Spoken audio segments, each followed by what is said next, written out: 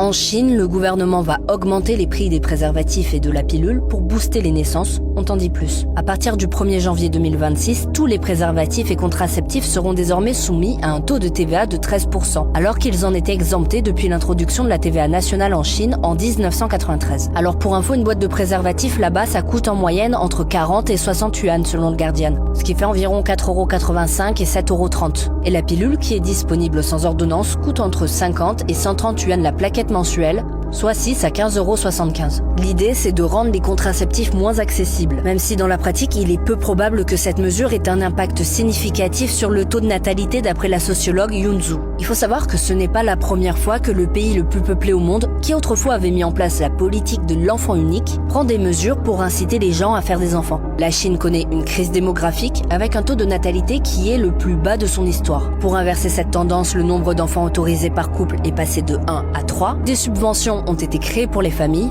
des provinces ont mis en place des rabais sur les fécondations in vitro, etc. Pour le contexte, l'année dernière, le pays a enregistré 9,52 millions de naissances, soit moitié moins qu'en 2016. Et selon un rapport des Nations Unies, la Chine perdra 200 millions d'habitants d'ici 2050, ce qui équivaut à 14% de sa population.